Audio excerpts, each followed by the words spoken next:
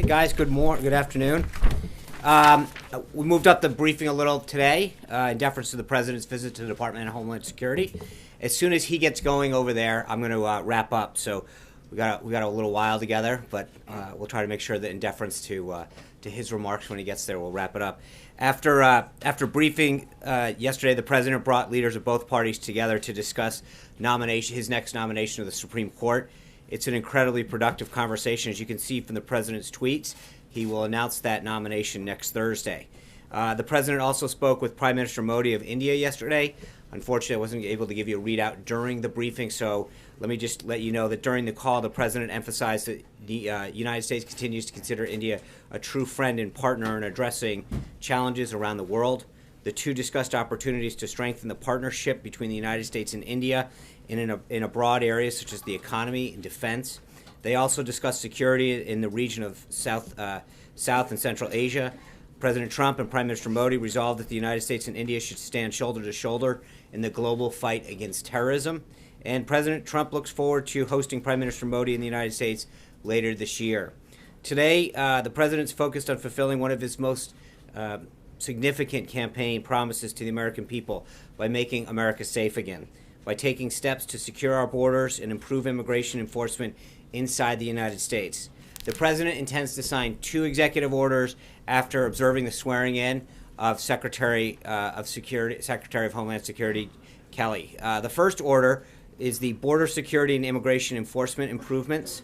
It addresses long overdue border security issues, and it's the first order in that will be to build a large physical barrier on the southern border. Building this barrier is more than just a campaign promise. It's a common sense first step to really securing our porous border. This will stem the flow of drugs, crime, illegal immigration into the United States. And yes, one way or another, as the President has said before, Mexico will pay for it.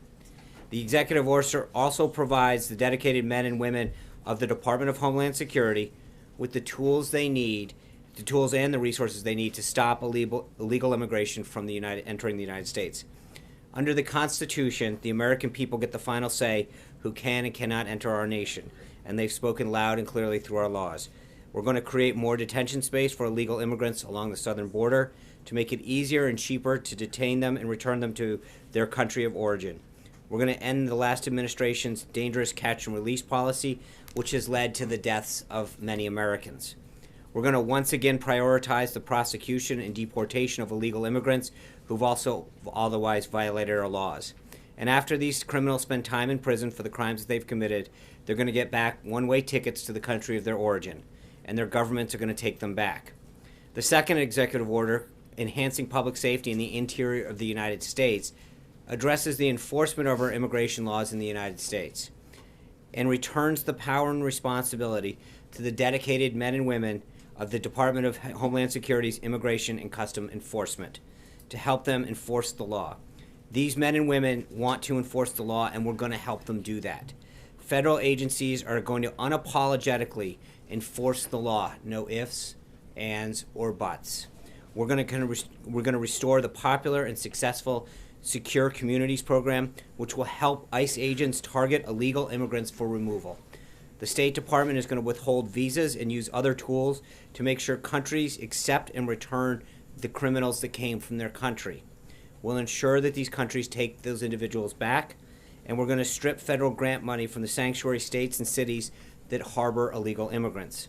The American people are no longer going to have to be forced to subsidize this disregard for our laws. Reforming our immigration system has been at the top of President Trump's priorities since he announced his candidacy. Now, in just the first week, we're not there yet, of his presidency, the last administration will enforce the rule of law and restore value to the American citizenship, our greatest asset in the 21st century. As to the rest of the day's schedule, this morning the President started off his day in the Oval Office, carrying out some official duties. This morning he had the honor to greet now Ambassador to the UN, Nikki Haley, in his office after the Vice President swore her in his ceremonial office across the street. As one of the most respected governors in the country, Ambassador Haley has a proven track record of bringing people together, regardless of their background or differences, to create opportunities for bettering her state and now our nation. The President is pleased that Ambassador Haley, to the best of my knowledge at least, is our nation's first Indian American cabinet level officer. That's a big deal for Indian Americans throughout this country. And now she is able to get to work representing our nation as our nation's top diplomat. In just a few minutes, the President will be departing the White House to visit the Department of Homeland Security, where, as I mentioned, he'll attend the swearing-in of Secretary Kelly, would then be briefed by FEMA on the storm relief efforts in the Southeast, and conduct other related business specific to keeping our nation safe. Secretary Kelly has dedicated his life to protecting our country, enlisting in the Marine Corps in 1970, commanding at every level from platoon commander through the corps level and combatant command. He has a sincere commitment to fighting the threat of terrorism inside of our country and ending the dangerous flow of illegal immigrants through our borders.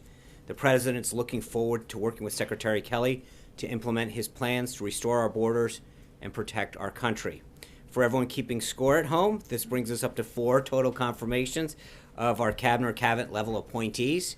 And as a reminder, the Obama administration had 12 done at the end of their first week. So needless to say, we think Senate Democrats should continue to spend some quality time getting our nominations moved out of the Senate. This afternoon, the President will have his final public event anyway, by speaking on the phone with Mississippi Governor Bryant. They're going to discuss storm relief and recovery efforts underway in Mississippi and any help that the governor needs from the federal government. Today, the President also announced the appointment of an incredibly qualified team to serve under the guidance of White House counsel Don McGahn to address compliance and ethics matters. This team consists of Stefan Pasatino, Deputy Assistant to the President and Deputy General Counsel to the President, Udom Dillon, Scott Gast, and James Schultz as Special Assistants to the President and Associate Counsel. Together, these esteemed lawyers have decades of experience in political counsel, serving senators, members of Congress, congressional committees, governors, and federal agencies. The appointment of a team of this caliber at such a high level reflects the critical importance of ethics compliance to President Trump and his administration. Stefan has received the highest praise from party leaders of both sides from whom he has worked with. As former Gingrich said, no one understands the ethics process better than Stefan. And as you saw from his tweet this morning, the President is looking into various options to address voter fraud. On Thursday, he'll travel to Philadelphia for a retreat with congressional Republicans, where in addition to discussing his legislative agenda, he'll also provide an update on the actions that he's going to be taking in the next few days. And finally, before you ask, because I know it's an issue that's near and dear to me, I was asked yesterday about the status of the invitation of Prime Minister Kenny from Ireland to visit the United States on St. Patrick's Day, and I'm pleased to announce that the President has extended that invitation. It happened actually during the transition period, and we look forward to the Prime Minister attending. With that, I'd love to take some questions. Dave Boyer, Washington Times. Thank you, Sean. Can you shed any light on this draft memo that's going around about interrogation practices and return? Yes, I can lend a lot. What agency did it originate in? I don't know. It is not a White House document. And I would just urge those people who have reported on it, this is now, I think, the second day that we've had a document that was not a White House document get reported on as a factual document. It is not a White House document. I have no idea where it came from, but it is not a White House document. Did the President direct that it be drafted in the first place? No. I mean, as I said, it is not a White House document. So I'm not sure where it came from or how it originated, but it is not a White House document. I don't know how much clearer I can say with that. Lori Montenegro from Telemundo. Thank you, Sean. With regards to the executive order the President will be signing today, with regards to the wall, it's already been estimated that it will cost billions of dollars. Has the administration figured out how Mexico will pay for this, and do you have any guarantee from Republicans in Congress that they will provide all of the funding necessary to see this project come to completion? Also, about 2 days ago, you were asked about DACA. Yeah. And some of the dreamers, as they are known, have lots of questions regarding what is their future. Right. I mean, do they continue to apply? Those that apply for renewal, will their applications be processed? And with regards to stripping funding from the sanctuary cities, what fundings are we talking about with regards to that? Thanks, Lori. I think with respect to the last part of that first, what the executive order does is it directs the Secretary to look at ways that look at funding streams that are going to these cities of federal monies and figure out how we can defund those streams. So part of this is a directive to the Secretary to look at those funding streams and then figure out how they can be cut off. So that's what the actual order directs them to do. The first part with respect to DACA, I've talked about this a couple days. The order today doesn't specifically deal with that. We will have further updates on the rest of the President immigration agenda further in the week. But as I've mentioned before, I think the President will talk about it in an interview tonight, but his priority is first and foremost people who are in this country that seek to do us harm. And he understands, I mean, the President understands the magnitude of this problem. He's a family man. He understands. He has a huge heart, and he understands the significance of this problem. But he's going to work through it with his team in a very humane way to make sure that he understands, that he respects the situation that many of these children are in that were brought here. But his priority with respect to immigration is first and foremost making sure that people who are in this country that are seeking to do us harm or have committed a crime are at the forefront of that. Francesca Chambers. The border and the wall, and has the administration figured out Oh, how I'm sorry. Mexico will pay for it? And No, I think the President's working with Congress and other folks to figure out opportunities for that to happen. There are a lot of funding mechanisms that can be used. At this point, his goal was to get the project started as quickly as possible using existing funds and resources that the department currently has, and then to move forward and work with Congress on an appropriation schedule. But, you know, again, we're here at day 3. It's an issue that he has brought up several times with Congress in terms of making sure that we understand, that they understand the need to make sure that that's included in the appropriations process. Francesca. Thank you, Sean. Could you give us a little bit more of a readout of yesterday's meeting with senators about the Supreme Court justice nominees? How was that list received specifically by Democrats? And has the president whittled it down to 3 names or 1 name as we're hearing? The president is not wielded it down, at least not to the extent that he's willing to share with us. Maybe in his mind he's got that going, but he's going through the process. He had a very constructive and productive conversation with Senate leaders yesterday about the advice and consent role that they have, getting their ideas, the principles that they expect, and he was sharing with them the qualities and values that he expects in a judge to serve on the Supreme Court. I'm not going to go further than that, but I would just say it was a very productive and constructive meeting. Eli Stokels. Last night, National Park published tweets that were scientific facts about climate change. And then those tweets disappeared shortly after there. So I'm wondering if this White House had anything to do with that, and if there's a broader, as has been reported by some organizations, if there is a broader mandate going out to federal agencies about halting speech coming from those agencies. No, there's nothing that's come from the White House.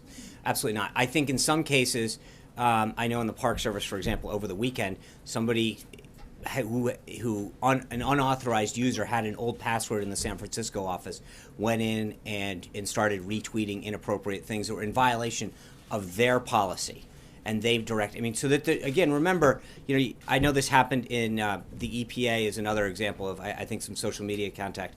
The EPA actually violated the Anti-Deficiency Act and the anti-lobbying bans, I think it was a year ago, during the Obama administration, and inappropriately marketing some policies of President Obama. And I think there's a couple of these agencies that have had problems adhering to their own policies. And I would refer you back to them as to why those things are happening, but I know that they are taking steps in both of those 2 cases to address inappropriate use of social media. Yeah. Thanks, Sean. Has the president reached out to Mayor Emanuel or any Chicago law enforcement authorities to discuss the concerns that he expressed in his tweet last night? Well, he met with Mayor Emanuel during the transition, expressed to him his support for the city, the need to deal with the crime and the killings that are occurring in Chicago. I think when President Obama was speaking his farewell address the other day, 2 people were killed the same day that the president was in his home city. And I think the president-elect at the time extended his support to Mayor Emanuel to say that the resources of the federal government are here for you. To the best of my knowledge, that return call for help has not occurred. Yeah, John.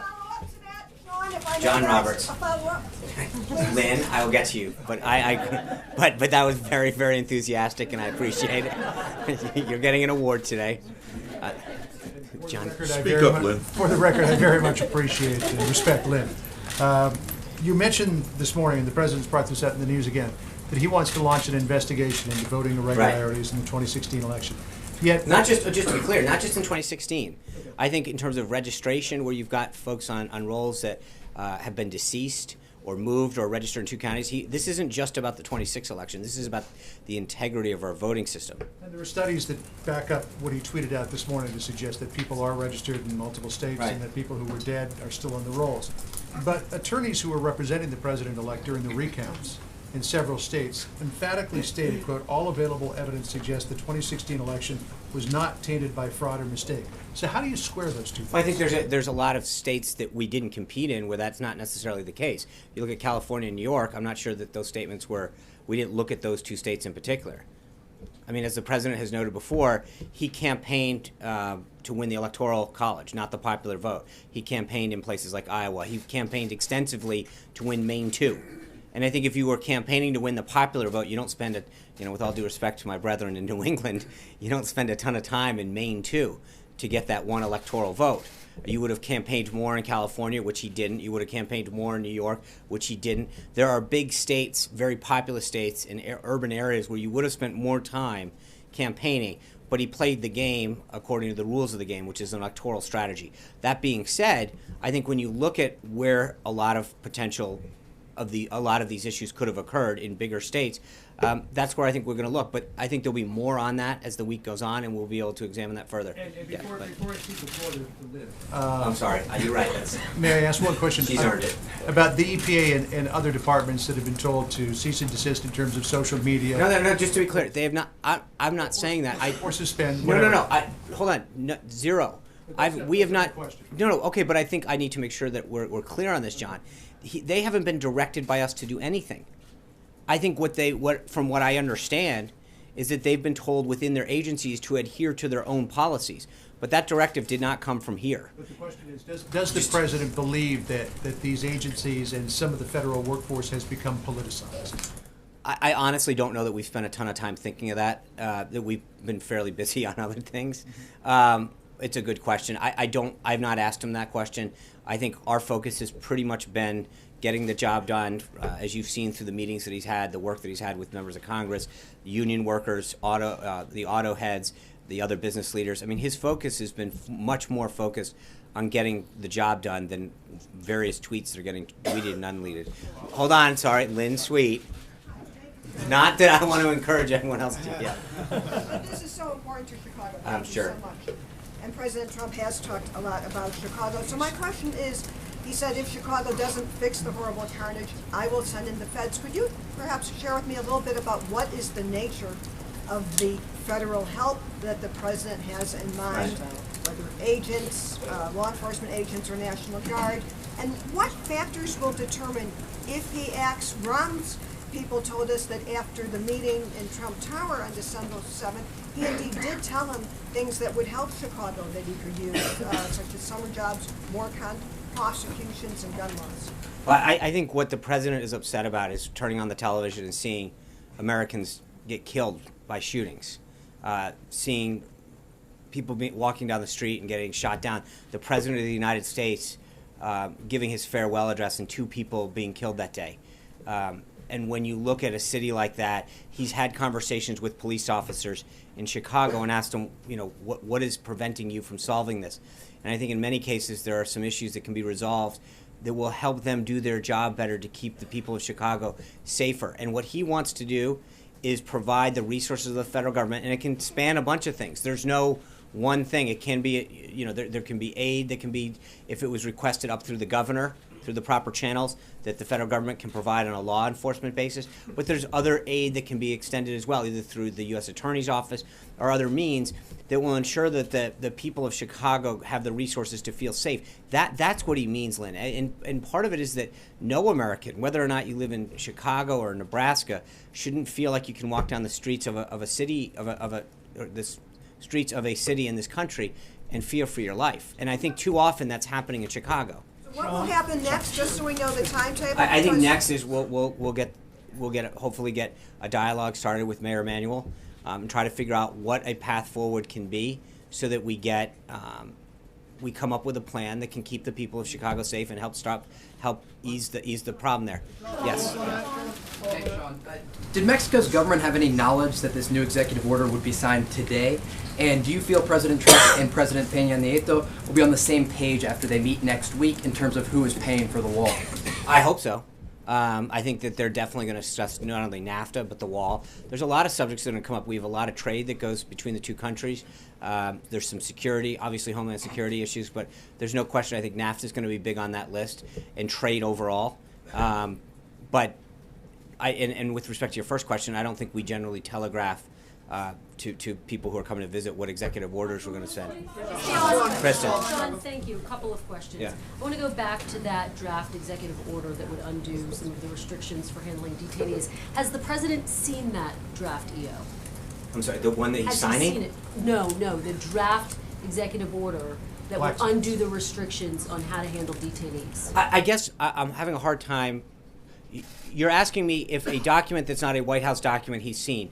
I don't believe, to the best of my knowledge, and so I would ask. This is the second day in a row we're getting asked about documents that are floating around, and people saying, and frankly, reports being published attributing documents to the White House that are not White House documents. And I haven't attributed No, to I'm the not White saying you. House. Do you know if he's seen it? To the best of my knowledge, he hasn't seen it. I think he's got a lot of other Since things. it is floating around, Hold on. I have a couple more questions. Since You get it one is- more. Let's since not it get is- greedy. I have two more. Since it is floating around, Okay. is he considering Kristen, bringing don't- back this is a- black sites and I'm not going waterboarding? to start answering hypotheticals about documents that are floating around. That's a ridiculous. You're basically. considering Okay, those Kristen, we're going to end this right now. Okay. Hunter Walker. Thank you, you. Sean. Hunter, The thank you. president is reportedly going to limit access to the country for visa holders and refugees from Iraq, Iran, Libya, Somalia, Sudan, Syria, and Yemen. Will he be taking any steps that will affect people from those countries who are already here, including perhaps registering them or beginning deportations? I think we're going to have something. I mean, look, the president's talked extensively about extreme vetting today, and you'll see more action this week on keeping America safe. This has been something he talked about in the inaugural address. He talked about in the campaign. As we get into that implementation of that executive order, we'll have further details. But I think the guiding principle for the president is keeping this country safe and allowing people who are from a country that has a propensity to do us harm, to make sure that we take the necessary steps to ensure that the people who come to this country, especially where areas that have a predisposition, if you will, or a higher degree of concern, that we take the appropriate steps to make sure that they're coming to this country for all the right reasons. And I think we'll have further information on that back later this week. Regarding the fraud investigation, what's the ultimate goal here? And essentially, isn't the president questioning the legitimacy of his own election? No, I think that the question, look, voting is the most sacred right that we have as Americans. This is it's the hallmark and the foundation of our democracy. And to ensure that we know that every person's vote counts equally as the next citizen is probably one of the greatest things that we can do. So balance is already in place. Part of the reason we need to do a study is to make sure, look, I don't want to start throwing out numbers, but there's a lot of people that are dead. They're on rolls. There are people that are voting in or that are on the rolls in 2 different states, sometimes in 3 different states. I think taking the necessary steps to study and to track what we can do to both understand the scope of the problem, and then secondly, how to stop the problem going forward is something that's definitely clearly in the best interest. John Gizzi. Thank you, Sean. 2 brief questions. First, Congressman Todd Rokita of the Vice President's home state of Indiana, himself a former Secretary of State, is the father of that state's voter ID law, which went to the Supreme Court. He has long advocated other states following the Indiana example, all states adopting voter ID. Right. Is that something the president would get behind to achieve? Yeah, his look, I think the president's #1 goal is to make sure that Georgia is another great example of a state that implemented a very successful voter ID program. And I think that's what the president's, one of several things. But the first step is for him to get this, I don't want to call it a task force yet because it's not there yet, but this effort underway that can look at the scope of the problem and then John, maybe make some recommendations, and maybe it is voter ID in states. But right now, we've got 50 states and the territories that all have various different IDs, and I know that there's some compliance issues to make sure. But part of that is to figure out the extent of the problem. In some states, what it takes to get a driver's license might be an issue, and but I think we have to understand where the problem exists, how deep it goes, and then suggest some remedies to it. But right now, to sort of prejudge the process would sort of get in front of the whole need to have it. Paul Bedard. I have a second question. Next week is the National Prayer Breakfast, It is. Sean, and presidents from Eisenhower to President Obama spoke about their faith. Right. Will the president attend? I'm going to have to be back to you. I'd be glad to check on that. I just don't have the president's schedule for the next week. So I will get, hold on a second. Paul Bedard. Sean, what will the White House presidents do on immigration to sanctuary cities and sanctuary counties that say, go ahead, keep your money, we don't care, we're gonna harbor these illegal criminals? And also, what do you do about countries that pretty much say the same thing, who won't allow those people to come back into their country? Well, I think the first step, Paul, is the funding piece. And again, this is a multi-step problem. And it's why you've started to see different executive orders get rolled out, and then there's, a congressional piece that we have to do legislatively. But to the extent that the president can continue to identify areas that he can handle within executive action and orders and memoranda to start curbing the problem of of illegal immigration. But also, again, it's about we talked a little bit about yesterday in terms of funding. There's a taxpayer issue here. You've got the American people out there working and then having their money sent to places where folks that aren't in this country legally are getting sent to cities that are therefore using their tax dollars. That's a part of it. So it's not a one-step solution. I think that's why you've got the wall, you've got some funding issues, you've got the vetting, but it is not a one-step process. It's going to be a multi-tier, multi-step problem. Yeah. Sean, on the Supreme Court, what is the president's views of Judge Gorsuch? He's a name that's been circulated. Right. And then more broadly, does the president feel like the choice should be someone who is in their late 40s, early 50s as a way of leaving his imprint on the court? I think that there have been several names that have been floated out there. He put out the list a while ago of 20 or so. That's where I would look. I'm definitely not getting ahead of the president on this. But I would suggest to you that the people that are on that list that he put out during the campaign represent the kind of people that he's not just going to represent, or he's not going to nominate for the Supreme Court, but we have well over 100, I think it's 103 vacancies at the federal level and at the appellate level. And I think that's going to continue to guide him. Margaret. Sean, one point of personal privilege. Could we get the text of the executive orders when the president makes the announcement? Yes. That would help. In fact, I will tell you this, with Margaret, I was just told the president is about to speak. I will get you the executive orders ASAP. Thank you guys very much. Real quick, hold on, real quick, hold on. Just for guidance purposes, we will be gaggling tomorrow on Air Force One. Thank you very much. We look forward to seeing you in Philadelphia. Bye, guys.